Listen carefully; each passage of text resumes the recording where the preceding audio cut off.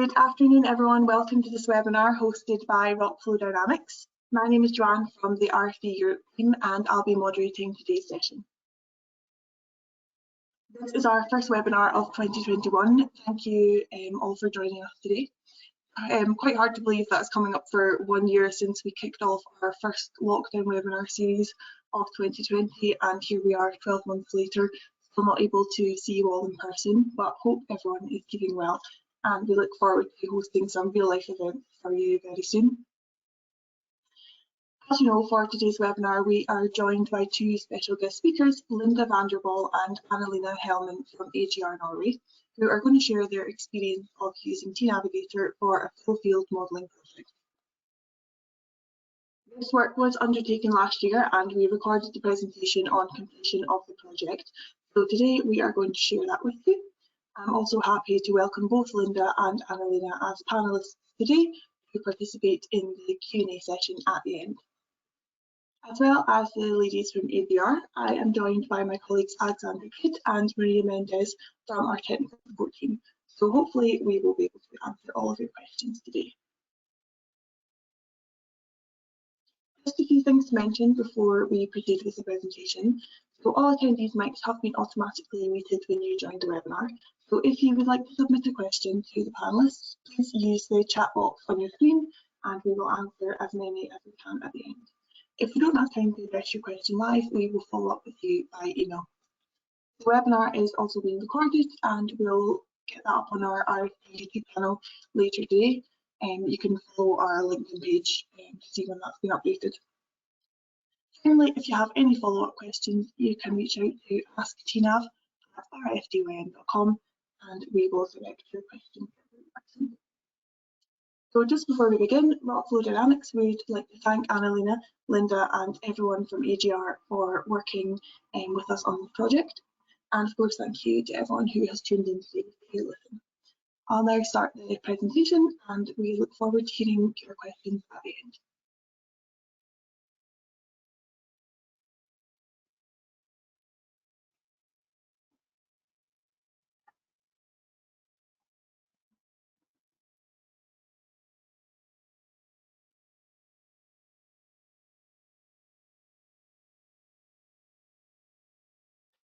In today's webinar, Linda Vanderball and Annalena Helman from AGR Petroleum Services will discuss their experience using tNavigator on a full field modeling project that AGR completed earlier this year.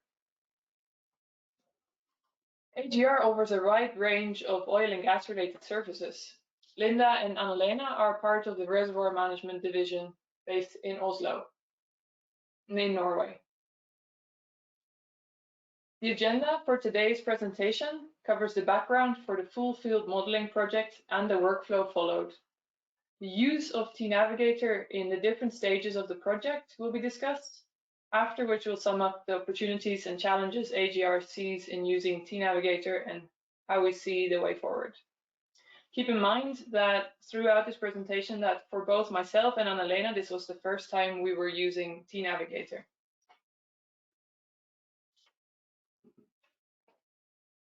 So first, a bit of background information on the project. Mid-2019, OKEA awarded AGR the contract to conduct a full field modeling study on the Draugen field, which is located in the Norwegian Sea, just off the coast of Trondheim. The Draugen field was discovered in 1984 and was brought online in 1993. The field has exceptionally good rock properties, with permeabilities in the order of several darcies, and has produced between 65 and 70% of the oil originally in place. OKEA saw the need for an update of both the static and dynamic models after they acquired the license from Shell in 2018. The existing model at that time had been converted from Shell proprietary software and was not running optimally. There was also new data to integrate into the model. During the project, it was decided that the final delivery of the model build workflow and the final static and dynamic models should be available in OKEA's and their partners' preferred software. So the workflow we went through for the project is as follows. All the available input data was reviewed and put together to form the first draft model, which we called the reference case. The behavior of the reference case was checked against historical field data and adjusted at a high level to improve the history match somewhat. A list of uncertainty parameters was identified, and a sensitivity study based on this list was done to determine which uncertainty parameters to carry forward in the next stage of the project, which was the generation of an ensemble of a few hundred dynamic models based on these uncertainty parameters. The ensemble was filtered and by using an objective function, and one of the filtered ensemble models was further history matched to give us the final history matched model. The workflow diagram that you see here on the right will come back in several of the slides to indicate when and how we used tNavigator during the project.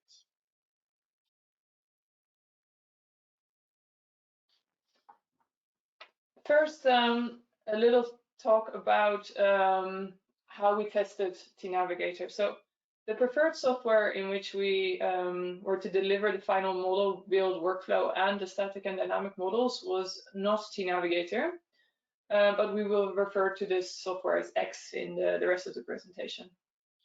And even though this was tNav wasn't the preferred software to use for the full project, okay, we're very willing to test tNavigator as much as possible throughout the project.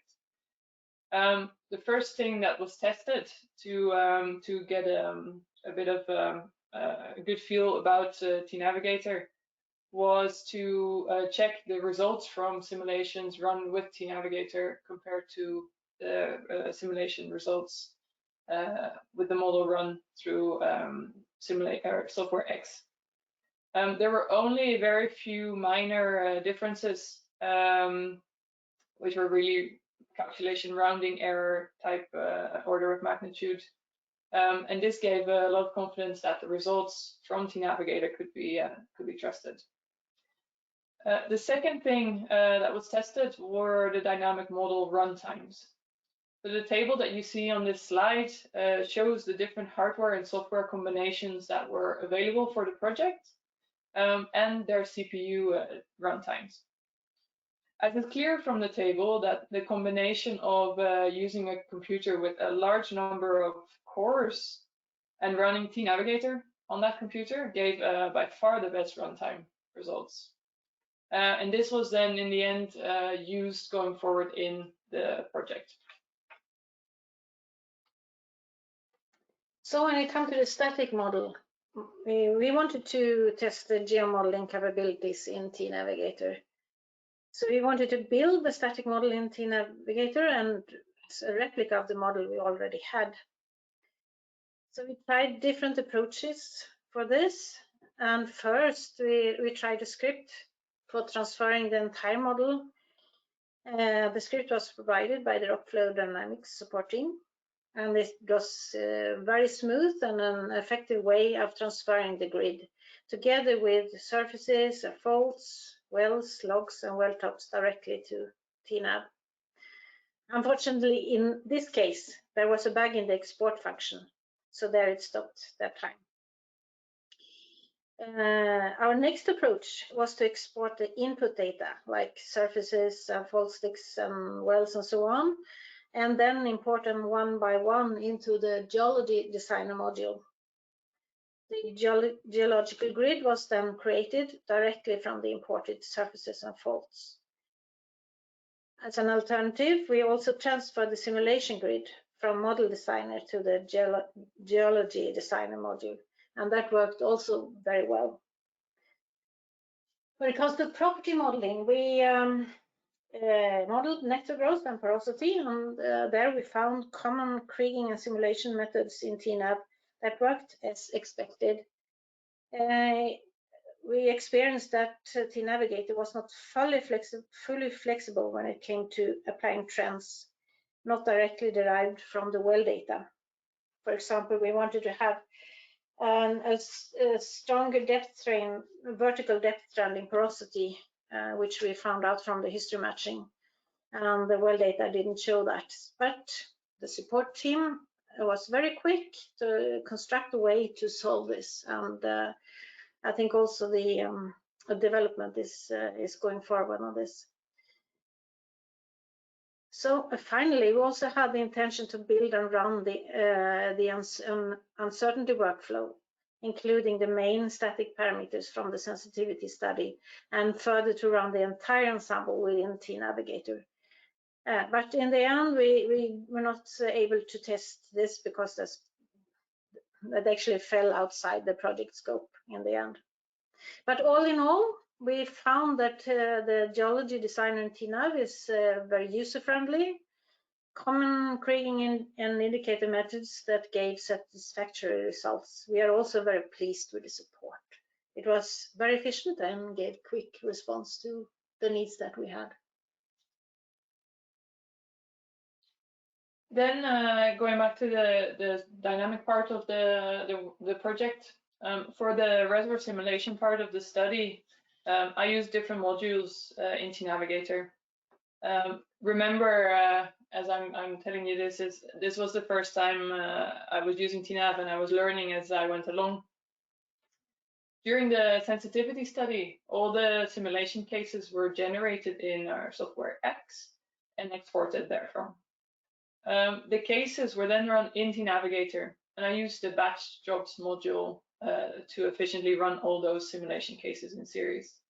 This required very little interaction from my side, and I just added cases as I had them ready, and tNavigator ran them all without any problems.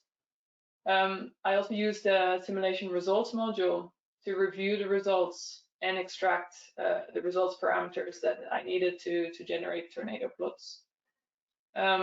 All in all, the batch jobs module is extremely user-friendly and very effective in when you're looking at running multiple cases and you don't want to hang around waiting for one case to finish before you can start a new one, for example. So it's really really user-friendly and time-saving. Then for the next part of the study, in the ensemble workflow, again, we generated all the simulation cases in X. And by this time, the model had actually been complicated somewhat. We included a brine tracking option, which even caused the tNavigator runtimes to go up considerably. I discussed this with the tNav, or with the Rockflow Dynamics support group, and I received great help from them. So they provided me with a number of tNav specific keywords that helped to bring back the simulation runtimes again. These were tNavigator specific keywords though, so I had to insert those in the simulation files.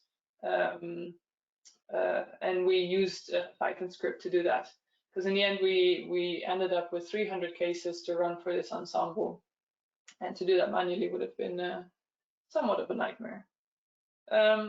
So in the end, to run all the cases in tNavigator, but still be able to do all the post-processing in X, we had to adjust the settings in tNavigator so that all the simulation results would be written to the same folder as the data file. So all in all, actually, as you hear, we have been using tNavigator a lot in parallel and in combination with other software. And the flexibility of tNav to be able to do that is extremely useful for us.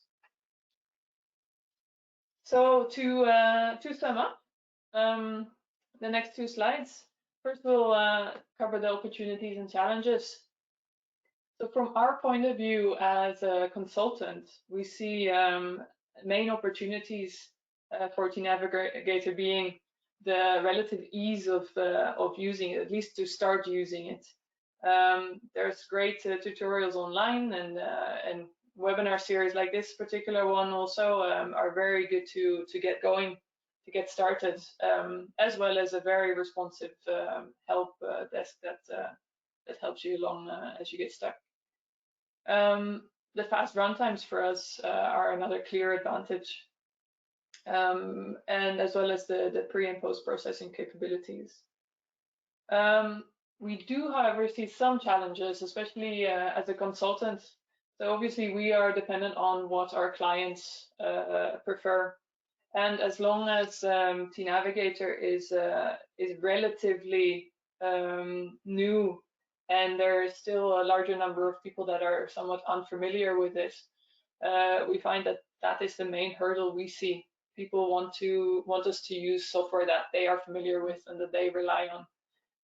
But overall, more and more people do become familiar with tNav, as we have seen in our work. And we see that over time, these challenges that we see nowadays should become less. So to sum up, AGR's experience with tNavigator. So apart from the project, the field modeling project that we discussed in this presentation, we have also used tNav, mainly the simulation module, on a very large model that it was including grid refinements.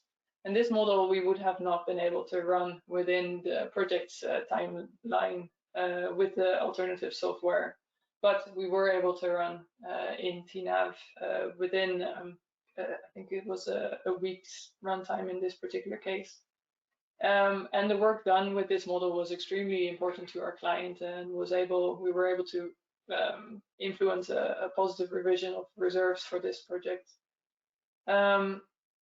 What we also now commonly use tNav for is to review client models.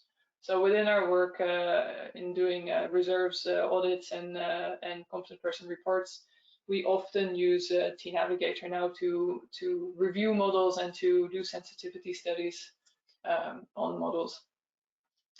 So from our point of view, the future for tNav for us, we will continue to use it in the review of our client models.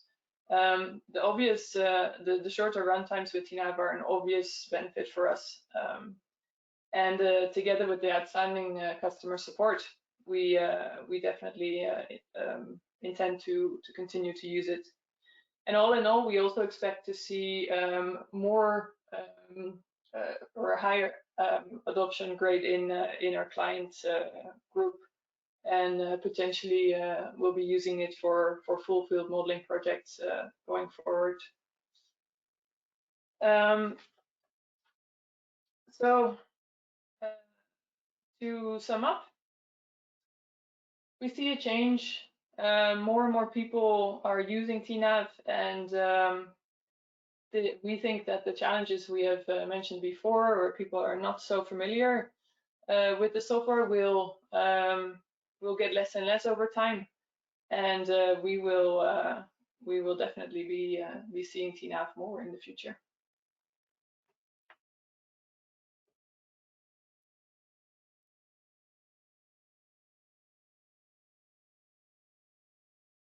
Okay, that concludes the presentation part of today's webinar. So now we will move on to the Q&A.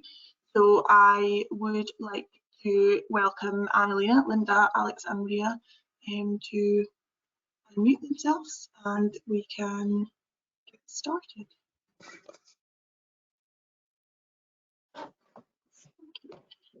So we just have a couple of questions at first to kind of get us started for Annalena and Linda. So we wanted to ask you how easy it was to share the results you got from tNavigator with like a partner that might be using a different software.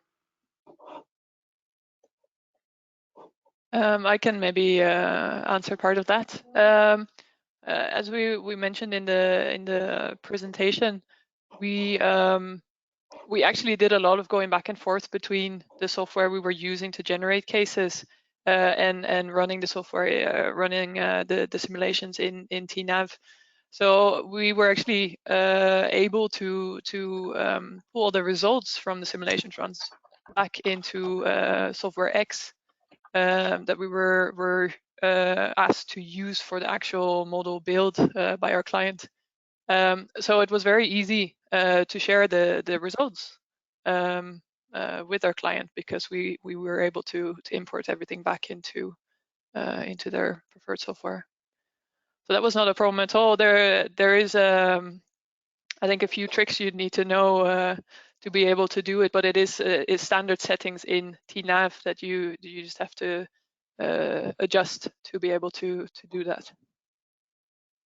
Thank you. And how about linking like the static and dynamic models in Navigator? What was your experience with that? How did you find that? Maybe I could say something about it. We were really we wanted to test it more than we did, I must say that. And the real takeaway from this webinar should be the work that was done on the simulations. But our experience was that it was quite good, well integrated. And we used the grid from the model designer to the geology designer that way, but we didn't go, as I also said in the presentation, we didn't go all the way with the full workflow with the static and dynamic sensitivity and uncertainty workflow. Thank you. Okay, let's have a question for Alexander. Is Python embedded in tNavigator? This is actually both. So the way how we approached to get Python connected was to be able to do it in different options. So the first one is, as soon as you install tNavigator, there's some libraries that are embedded, for example, such as pandas and NumPy, which are really useful to doing some calculations. But if there's anything that extra needed, it's absolutely possible to get the external Python, install it, and then very easily link it to talk to tNavigator. Let's have one question for Maria as well. Okay. Is there a limitation on how many cases you can load into tNavigator to view results? Okay, so in the results, we can load as many cases as we want. We just need to make sure that all the results, of course, or the cases are completely run and the results are saved safely in whatever location the user selects. Perhaps if there is any limitation is when the models are run, you need to make sure that you have enough licenses to run the different models. Otherwise, the user could use batch jobs and use the same license to run the different models, but leave the runnings set and ready to go, and then come back to review the different results. The other thing is that in assisted history matching, there is a possibility of running different cases, and it could be up to 1,000. So there is, as far as we are aware, no limitation on the amount of cases, and we have run and loaded different results as well. We have a few more minutes before we finish off. So, Alexandra, is there any more questions that you saw coming through that you would like to answer? There are quite a few similar questions, so it's probably we'll start with them to answer to as many people as we can. I think I will try to pick this one for Linda. So this question goes, why use X to generate simulation cases? Is tNav capable to create those simulation cases? Yeah, tNav is definitely possible or able to create simulation cases, but in our specific project, we were asked to build our model in software X. So we didn't really have a choice there as a consultant. Where we only had flexibility is how we were going to be running the simulation cases. And so that's the reason why we used X to generate the cases. Not because tNav is not capable of doing that, but because of the specific setup for this project. Thank you. I think there's one more in a kind of similar topic, so we'll just carry on with that theme quickly. In terms of results reliability, what did you do to compare against results of tNav? Yeah, here you could argue every simulation software is probably not quite right, but our benchmark here was using the simulation software X that our client was familiar with, and when we could show that that when we were running the same case in software X versus tNav, that the differences were really as good as non-existent. As I mentioned in the presentation, they were down to the error of sort of rounding errors. So for them, that was good enough to sort of benchmark it against the software they're familiar with. I think I pick one more, and then Maria, you can start also preparing a couple of questions. There's quite a big list, so we definitely will come back to all of these questions, trying to fit as much as we can. This one is going like this. Oh, I lost it, sorry. Right, did you use the assisted history matching function in tNav? We did not. No. We were thinking of going that way at some point in the project, but we ended up not having enough time, and we were sort of testing two parallel paths, and the other path was working as well. So we went for the parallel path, but we were trying to set up the static and dynamic model in tNav, or basically convert our models from software X. But as Anna-Lena mentioned, we were finding a few obstacles, and we were really on an unrealistically short time frame to do this conversion. So we ended up not being able to go down that route and actually using the assisted history matching module. But we hope that next time we can actually go there. To be continued, right? Yes. Maria, Okay, do you have yeah, there is another question about what was the development plan for the field? Was it natural depletion, water flood? Water flood. Okay, Yeah. and I think there is another question that could be answered perhaps by Alex, because you didn't use assisted history matching, and if is the question about machine learning and artificial intelligence for history matching in tNavigator. There are options to do that as well. We explore the opportunity to implement machine learning algorithms to use as an optimizer. So this is another way to try to minimize or maximize objective function, trying to learn from the previous runs, and therefore every time compare and create new results, and not necessarily based on only one specific idea, but also adjusting and learning from the previous runs. In this particular case, we're exploring and currently using the artificial intelligence based on neural networks. That's what we can apply and see interesting results. So now another question for Linda or Anne is that did you find the reservoir simulation was an useful tool for mature fields? Well, that's almost a philosophical question. Yes. What was extremely interesting in this project is how much you can actually learn from measured data in a field, right? And trying to put all the pieces of a puzzle together in a way, try to get an understanding of what really happened based on all the different measured data. And I think without going through a modeling study like what we did for even a mature field, you would never be putting all those pieces of a puzzle together to get that understanding. And now, as we know our client is using the model for further understanding of the field, because it's by no means end of life yet. So they are really trying to use all the understandings that we got to determine the way forward.